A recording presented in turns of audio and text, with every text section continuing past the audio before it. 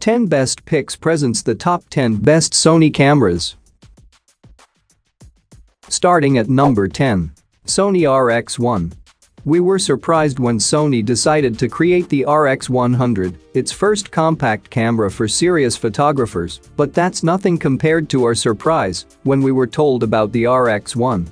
This isn't just Sony's most serious compact camera, but arguably the most serious compact camera we've ever seen.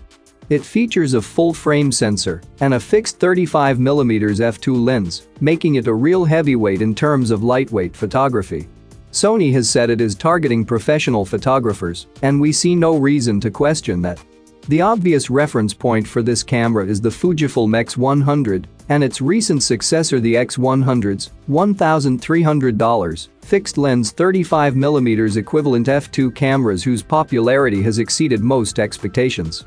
The Sony raises the bar though. This is the first fixed-lens full-frame camera on the market, which means both that it's comfortably the smallest full-frame camera and, consequently, the most expensive compact camera by some margin. This combination gives the RX1 the chance to become something of a classic, used by photojournalists and other working pros who need a small flexible camera with excellent image quality. It's no secret that Sony's sensors are currently setting the benchmark for image quality, and the RX1's sensor is clearly going to have a lot in common with the one that impressed us so much in the Nikon D600. A 35mm f2 lens also gives the low light performance and shallow depth of field that it's hard to achieve without a fast lens in front of huge sensor. With this in mind, it's clear that the RX1 will stand or fall based on its focus performance, handling and lens quality. That said, people do still buy Leicas despite their fabulous price, and, for a working photographer, the RX1's cost can easily be justified if it allows them to do something they currently can't. Any pro who has considered a Fujifilm X100S as a second camera, whether for its portability or discretion, should seriously consider the RX1. At number 9. Sony RX10. Sony has a long history of making interesting cameras and has, in recent years, produced some of the most innovative products and technologies. Not all of these developments have caught on, but we've admired its pioneering spirit, even when we haven't always loved the products. The CyberShot DSC RX10 combines aspects of two of the company's most imagination-catching cameras, the current RX100 2-zoom compact and the near-legendary R1 from 2005. It revives the large sensor, long zoom concept of the R1, but utilizing the RX100i's 1-type BSI CMOS sensor, meaning it can offer a balance of high image quality and long zoom in a sensibly sized package. In this case, it means the RX10 is able to offer a 24 to 200mm equivalent f2.8 lens. That relatively big sensor means the RX10 is not a small camera, it's about the height and width of a small DSLR. Its body is slimmer than a DSLR, but its 8.3x lens adds a stout, weighty bulk to the proceedings. Of course, a lot of time has passed since the R1 was launched, so it's no surprise that the RX10 is a more capable camera. However, Sony says it has added a lot over even the RX100 II launched earlier this year. For example, by using the same Bionic X processor as the Alpha 7 and 7R, it gains more sophisticated image processing. Significantly, it also gains a built-in 3EV neutral density filter, meaning you can make use of that f2.8 maximum aperture, even in bright light. The one setup that consistently beats the DSC RX10 is Sony's A6000 mirrorless camera mated with its 18 to 105mm f4 lens. It doesn't quite cover the same range as the RX10, but it costs less and is more expandable. Number 8 of my list. Sony RX100. The Sony CyberShot DSC RX100 is an enthusiast compact camera based around a 20MP 1CMOS sensor. It features a Zeiss-branded 28 to 100mm equivalent f1.849 stabilized lens featuring Zeiss T coatings to minimize internal reflection. The rest of its specification is pretty impressive too, a 1.2 million.30 LCD and 1080p 60 video capture or 1080i with the ability to shoot a 17MP stills without interrupting movie recording. The camera can even boast a respectable 330 shots from a charge, according to SIPA tests. A 1-type sensor is twice as large as the sensor in the Fujifilm X10 and 7 times larger than most of the rest of the class. The only comparable camera to offer a sensor larger is the Canon G1X, which offers impressive image quality, but with the payoff being bulkier styling and the larger dimensions demanded by its near DSLR-sized sensor.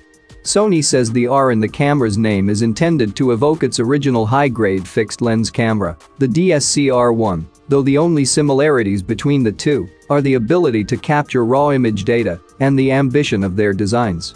The RX100's user interface makes very clear that Sony has concentrated on making a camera that enthusiasts will be happy with. The difference between this and the beginner-focused interfaces on the Nikon 1 models couldn't be more stark. The RX100 doesn't go overboard with manual controls, but the now commonplace lens encircling control dial is key to its usability. Add to this a customizable function menu, allowing you to specify which settings you want quick access to and in which order, and you have a very controllable compact.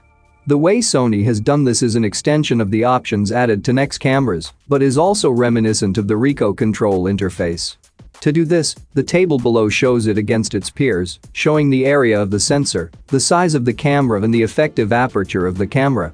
This last figure gives an idea of how much control over depth of field the camera will offer by relating the aperture ranges back to the 135 film standard. Coming at number 7.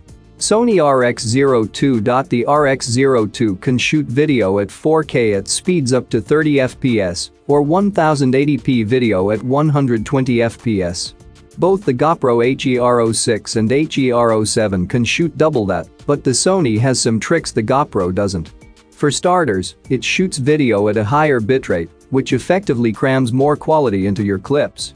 In addition to Sony's very smart intelligent auto mode, if you switch to a manual mode you can gain a lot of granular control over the image.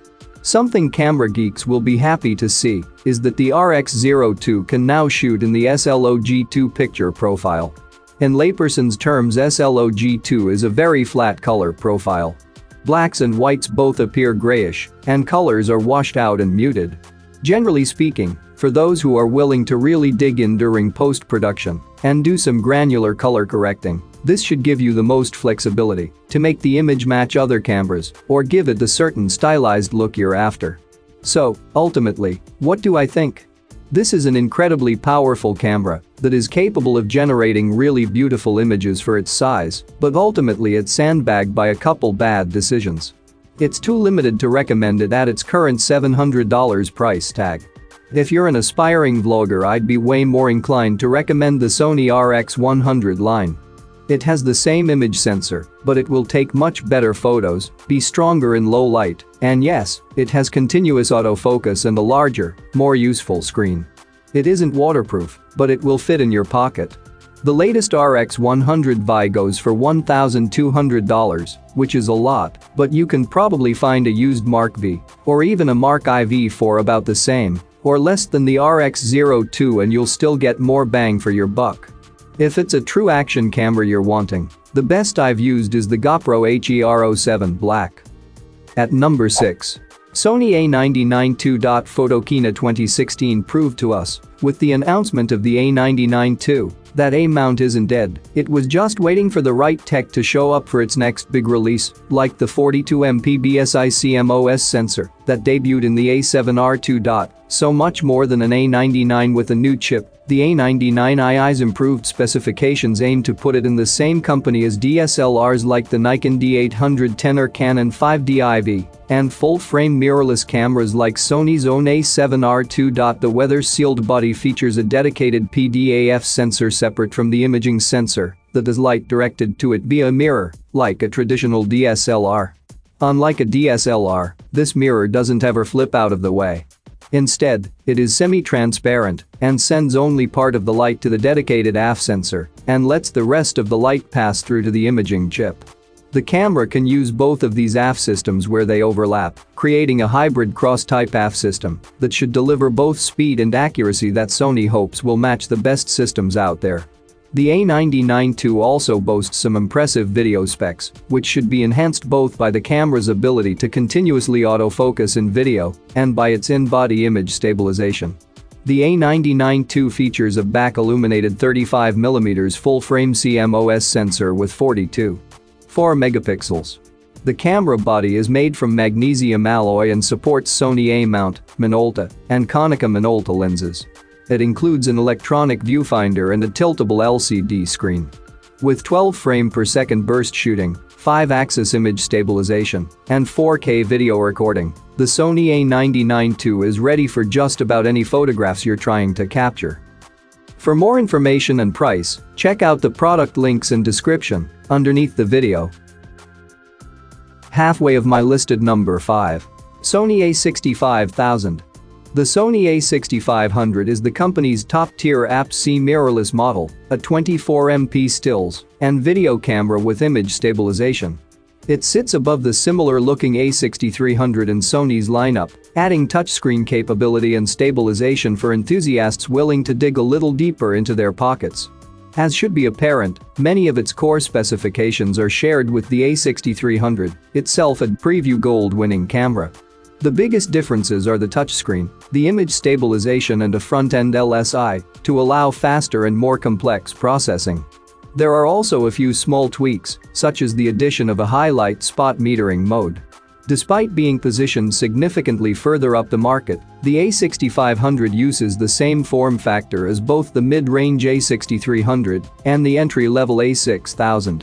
Although all three cameras have two control dials, they are arranged so that both must be controlled using the thumb and, for many people, requiring the hand to be repositioned when switching from one to the other. Such a limitation is reasonable at the A6000 end of the market, but seems an odd fit for a $1,400 camera. The other similarity with the 6300 that seems even more odd at this level is Sony's decision to only offer lossy compressed RAW, limiting their processing latitude. This table compares how the A6500 compares with Fujifilm's fairly similarly priced X-T2. Coming in at number 4 of my list. Sony A9. The Sony Alpha 9 is the company's first camera aimed at professional wedding, action and sports photographers. It's a 24MP, full-frame mirrorless camera that can shoot at 20 frames per second with full autofocus. And, just as importantly, with very low viewfinder lag and absolutely no blackout during continuous shooting. That's right, a mirrorless camera targeted at wedding, action and sports photographers, a strike at the DSLR's area of greatest strength. It's true that Olympus has pushed in this direction with its EM1 Mark II, but Sony is promising both super fast readout and full-frame image quality, backed up with an expansion of its Pro support scheme that will be needed to break into the Pro market. This is ambitious stuff. All this capability stems from a stacked CMOS image sensor, which includes processing circuitry nearer the pixels and features built-in memory to deliver all this data to the off-board processors at a rate they can cope with. It's this structure that enables the camera to shoot at 20 frames per second and do so with an electronic shutter that's fast enough to minimize the rolling shutter effect. The fast readout also allows 60 AF/AE calculations per second, promising better subject tracking and prediction. Beyond the technical wonders of the new sensor, there are a large number of significant changes to the A9 relative to Sony's A7 series that have all been made with demanding professionals in mind. These include updates to menus, controls, image quality, and more. Will all of this be enough to tempt professionals to switch? Let's dig in and find out. At number 3. Sony CyberShot HX80. If you've been interested in the Sony HX90V but would like something more affordable, then you should take a look at the newly announced Sony HX80 compact high-zoom camera. The Sony HX80 is basically an HX90V without GPS capabilities and a control ring around the lens. Providing the 30x optical zoom is a Zeiss Vario Sonor T branded lens with 11 elements in 10 groups, including 5 aspherical elements. The 4.1 to 123mm lens provides a 35mm equivalent focal length of 24 to 720mm and a maximum aperture range of f3.5 to 6.4. The HX80's generous focal length multiplier comes from its 18.2 megapixel 3 Type X more RCMOS sensor. The HX80 also has 5-axis optical steady-shot image stabilization to help minimize the effects of camera shake for both stills and video. Inside the camera is a Bayon's X image processor that drives both still and video capture. The HX80's native ISO range is 80 to 3200 and is expandable to 6400 and 12800 for stills. Like the HX90V, the Sony HX80 cannot capture raw images. Images can be captured at up to 10 frames per second for 10 frames. Full HD video can be recorded at up to 60 FPS including in XAVCS format at 50 megabits per second. Along with the HX90V, Sony states that the HX80 is the only high-zoom compact camera with a retractable electronic viewfinder. Like the HX90V, the Sony HX80's built-in EVF utilizes a 0:638,400 OLED display. The EVF provides 100% frame coverage, 0.5x magnification, and offers adjustable brightness control. If you would prefer to use the monitor, the HX80 has a 3921,600 TFT LCD that tilts up to 180 degrees. For more information and price, check out the product links in description underneath the video. Coming at number 2, Sony a6400. If you had to solve a CAPTCHA challenge every time you opened an app on your phone, would you still use that app?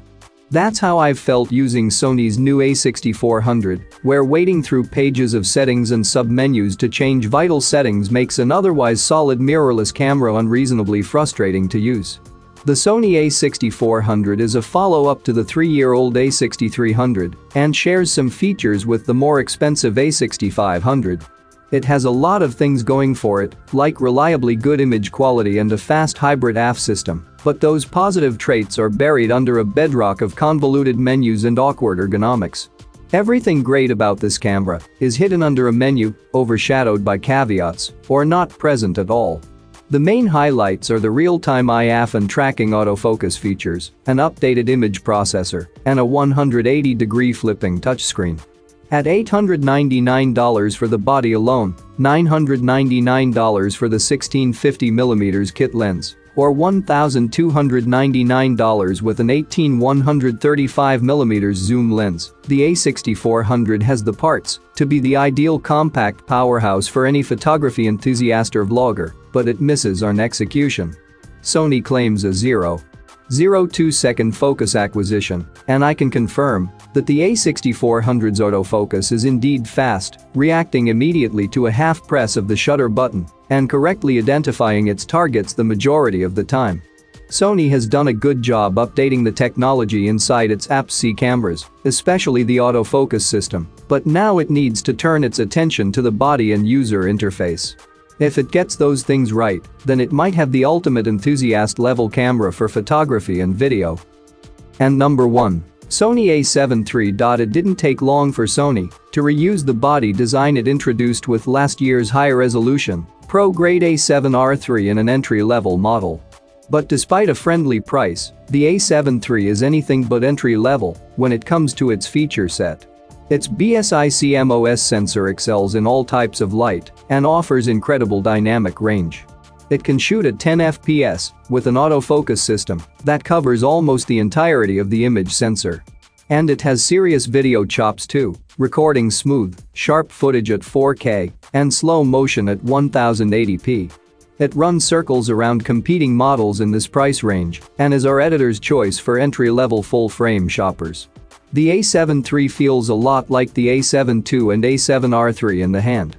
It measures 3.9 by 5.0 by 2.5 inches without a lens and weighs about 1.4 pounds. Its grip and body design are the same as you get with the a7R III. I find it quite comfortable to hold, even with a larger zoom like the FE 100 to 400mm. The body is protected against dust and splashes, as are all Sony FE lenses.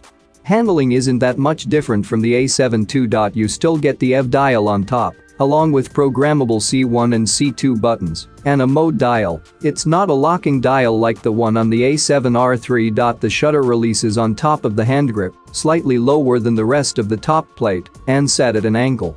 The on-off switch surrounds it. The grip has a command dial, accessible using your right index finger. Its rear counterpart is slightly offset from the EV dial and is easily turned with your right thumb. The Sony a7 III is an entry-level full-frame camera that goes well beyond the basics in features, with excellent image quality, 10 fps subject tracking, and 4K video capture.